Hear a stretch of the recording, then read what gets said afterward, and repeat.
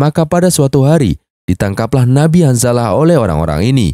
Kemudian beliau diseret dan dimasukkan ke dalam salah satu sumur kering.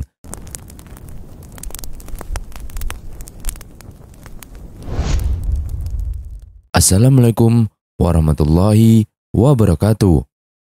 Di dalam Al-Quran, banyak mengisahkan tentang kisah nabi-nabi utusan Allah Subhanahu wa Ta'ala yang berdakwah pada suatu kaum. Di dalam Al-Quran juga ada yang menyebutkan nama-nama nabinya dan disebut juga nama kaumnya. Tapi ternyata ada salah satu ayat di Al-Quran yang hanya menyebutkan nama kaumnya saja, tapi tidak disebutkan siapa nama nabi yang diutusnya. Dan kaum itu adalah Ashabul Ras. Ada beberapa hadis yang bercerita tentang kisah penduduk ras ini. Meskipun memang tidak ada riwayat hadis yang sahih, akan tetapi kisah ini ada di banyak riwayat-riwayat dari para sahabat Rasulullah SAW, dan juga ada beberapa kisahnya yang berasal dari peneliti sejarah Muslim. Dan untuk video kali ini, kita akan membahas tentang kisah Nabi Hanzalah dan kaum Ashabul Ras. Sahabat beriman yang dimuliakan Allah Subhanahu wa Ta'ala, Nabi Hanzalah ini hidup sesama dengan Raja Zulkarnain dan Nabi Allah Khidir alaihissalam. Artinya, beliau ini hidup sekitar abad ke-5 sebelum Masehi. Itu berarti 500 tahun sebelum Nabi Isa diutus. Nabi Hanzalah merupakan keturunan dari Yahuda, yang berarti beliau nabi yang berasal dari kalangan Bani Israel. Silsilahnya adalah Hanzalah bin Sofwan bin Al-Harits bin Al-Kahtan. Nabi Hanzalah ini diutus kepada suatu kaum yang bernama penduduk ras, atau dalam bahasa Arabnya disebut dengan Ashabul Ras. Ashabul Ras ini adalah orang-orang yang tersisa dari kaum Samudnya Nabi Saleh. Ketika itu, Allah Subhanahu wa Ta'ala membinasakan kaum Samud ini dengan suara teriakan malaikat Jibril yang mengakibatkan seluruh penduduk kaum Samud ini mati. Ternyata ada beberapa orang dari kaum Samud ini yang selamat dari malapetaka itu. Kemudian, sisa-sisa orang kaum Samud ini beranak pinak hingga membentuk peradaban baru yang dinamakan dengan Ashabul Ras. Ashab atau Ashabul yang berarti penduduk atau penghuni, dan ras memiliki arti sumur lama. Ada juga yang mengartikan ras sebagai telaga yang sudah kering airnya. Tentang kisah Nabi Hanzalah dan kaum ras ini terbagi menjadi dua cerita. Yang pertama, kisah tentang Nabi Hanzalah dengan seekor burung raksasa, dan cerita yang kedua adalah tentang kisah Ashabul Ras yang menyembah pohon keramat. Yang pertama, kita akan mengisahkan tentang Nabi Hanzalah dan burung angkok. Terlebih dahulu, kisah ini diceritakan oleh Imam Abu Al-Hasan atau yang lebih dikenal dengan julukan Imam Al-Kisai. Tinggal di wilayah Hadramaut Yaman. Di kota ini terdapat pepohonan, buah-buahan, dan kampung-kampung yang makmur. Di kampung ini ada sebuah gunung yang bernama dengan Gunung Falaj. Gunung Falaj adalah rumah bagi sebagian besar jenis burung-burung. Artinya, di Gunung Falaj ini ada banyak sekali jenis burung yang membuat sarang mereka di sana. Dan ada satu jenis burung yang cukup menarik perhatian di sana. Burung ini bernama burung angkok.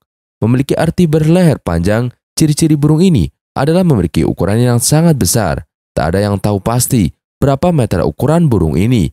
Tapi dikisahkan, apabila burung ini terbang, sayap-sayapnya mampu menutupi matahari seperti awan. Jadi kalau burung ini sedang terbang di atas kita, situasi di sekitar menjadi gelap karena sayap besar dari burung ini mampu menutupi sinar matahari. Dan burung angkok ini punya leher yang panjang seperti leher unta. Dan uniknya lagi, burung ini juga punya 4 buah sayap yang 2 sayapnya berukuran besar dan 2-nya lagi berukuran kecil. Burung angkok ini menjadi hewan mitologi dalam Islam dan masih misterius tentang keberadaannya. Burung angkok ini adalah hewan pemakan daging. Dia biasa memakan bangkai sapi, kambing, gajah, dan hewan-hewan besar lainnya. Cengkeraman kakinya mampu mengangkat seekor gajah yang memiliki bobot sekitar 4 ton ke atas Gunung Falaj demi memberi makan anak-anaknya. Di puncak gunung itu, keberadaan burung ini tidaklah mengganggu penduduk dari Ashabul Ras, karena dia hanya makan bangkai hewan saja. Tapi entah apa yang terjadi, pada suatu hari, tiba-tiba burung ini memangsa anak-anak kecil dari kaum ras ini. Jadi ketika itu, mulailah penduduk kaum ras ini menjadi takut dengan burung ini. Mereka menjaga anak-anak untuk tidak bermain di luar rumah, supaya tidak dimangsa oleh burung ini.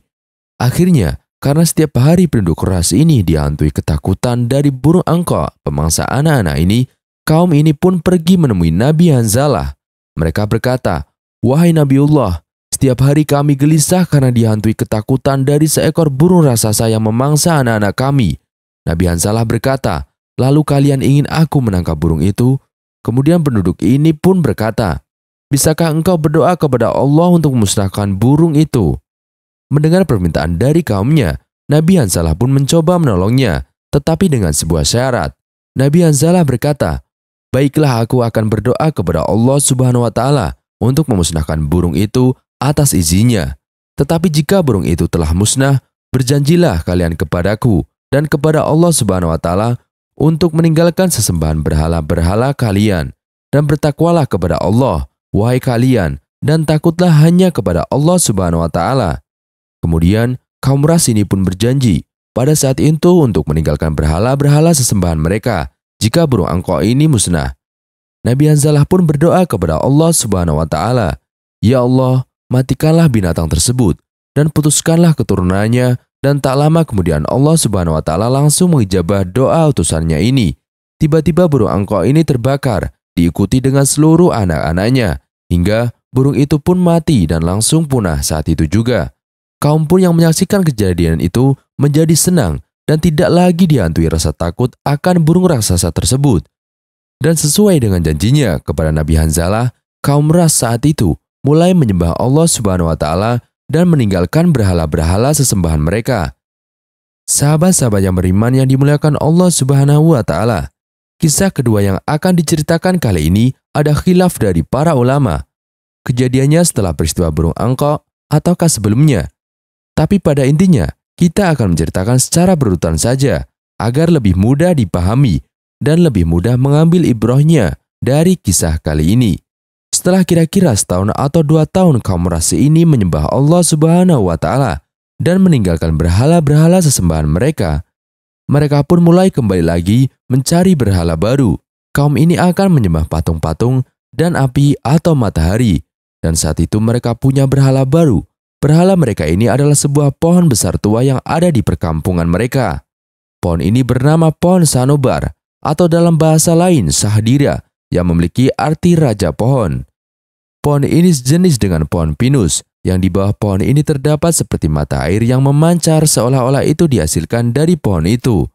Kemudian mereka menyangka bahwa pusat dari pohon Sanobar yang terdapat mata air yang mengalir itu adalah sumber kehidupan Tuhan yang turun ke muka bumi.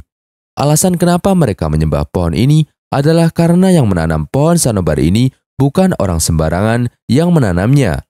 Yang menanamnya adalah Yafis bin Nuh, yang merupakan salah satu dari 3 anak Nabi Nuh alaihissalam. Dikisahkan, pohon Sanobar ini ditanam Yafis ketika mereka turun dari kapal atau bahtera Nabi Nuh alaihissalam pasca banjir bandang yang membinasakan seluruh kehidupan. Selain itu, kaum juga memberikan larangan-larangan terkait pohon yang dikeramatkan ini, dikarenakan ada aliran air seperti sungai kecil yang terlihat seperti bermuara dari pohon besar ini.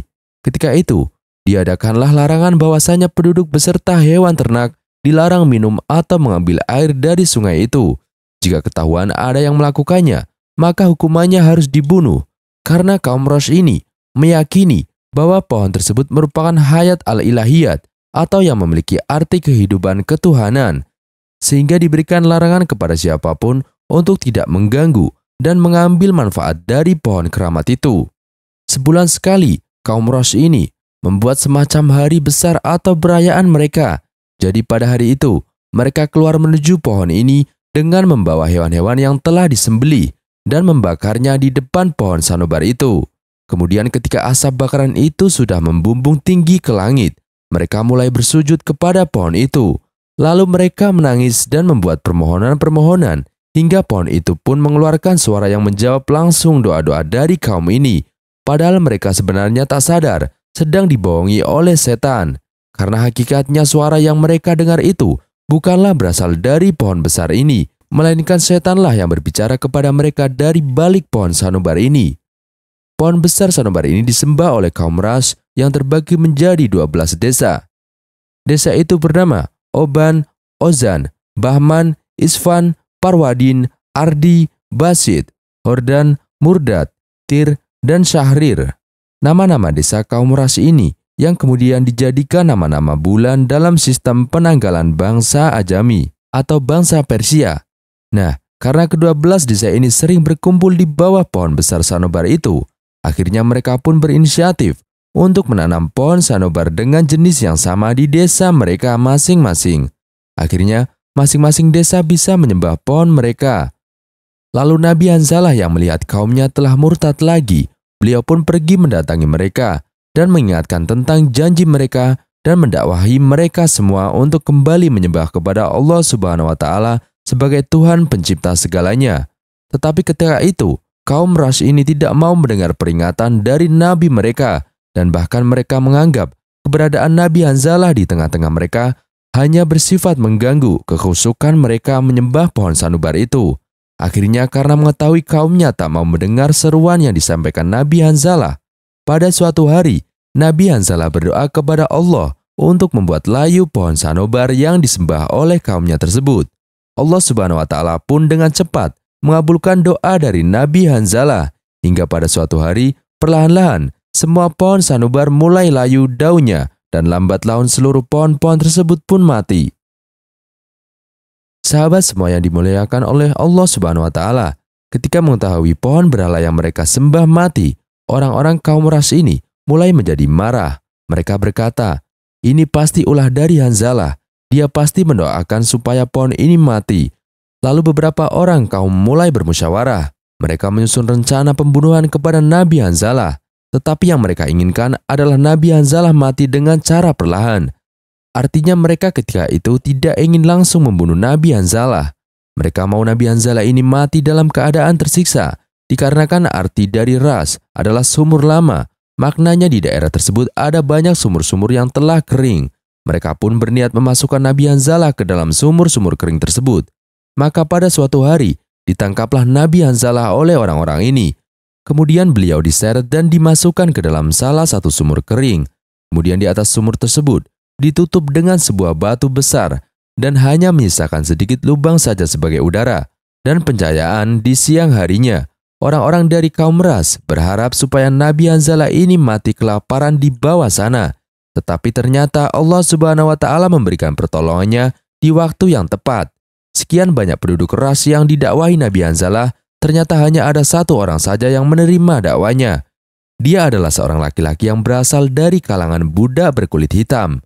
Ketika Nabi Hanzalah diseret dan dimasukkan ke dalam sumur, rupanya dari kejauhan budak hitam ini secara diam-diam menyaksikannya, mengetahui bahwa nabinya dimasukkan ke dalam sumur. Budak ini pun berinisiatif untuk memberi makan setiap harinya, supaya nabinya itu tetap hidup di bawah tanah. Jadi karena budak hitam ini miskin dan tak punya uang untuk membeli makanan yang diberikan kepada Nabi Hanzalah, maka budak ini pun mencari kayu bakar di hutan dan dijualnya di pasar. Kemudian setelah itu, dia mendapatkan uang. Dia pun membelikan makanan lalu membawanya kepada Nabi Hanzalah. Hal ini terus ia lakukan sampai setiap hari agar nabinya ini tidak mati kelaparan. Sekian lama dia melakukan hal seperti itu, hingga pada suatu hari, ketika budak ini hendak mencari kayu bakar di hutan, dia pun merasa kelelahan dan dia ingin tidur sebentar. Maka budak ini berbaring dan mulailah ia tertidur. Di dalam sebuah riwayat, Allah Subhanahu wa Ta'ala membuat budak hitam ini tertidur selama 14 tahun lamanya. Ketika budak ini terbangun dari tidurnya, dia merasa ketika itu dia hanya tidur setengah hari saja. Kemudian dia meneruskan mencari kayu bakar.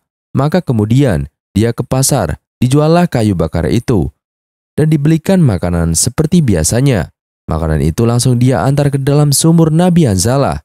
Ketika sudah sampai sumur, budak ini bingung, karena ternyata sumur tempat Nabi Hanzalah setelah dikurung tidak ada, dan kondisi daerah sekitar situ semuanya sudah berubah.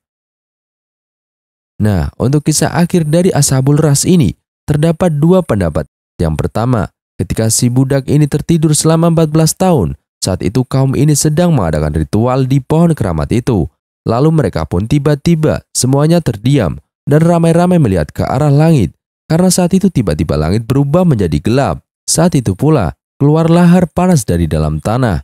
Kemudian di langit pun tiba-tiba ada banyak sekali bola-bola api yang menghantam seluruh orang-orang di kaum Ras itu. Allah Subhanahu wa Ta'ala azab mereka dengan asap yang luar biasa ketika mereka mendustakan nabinya.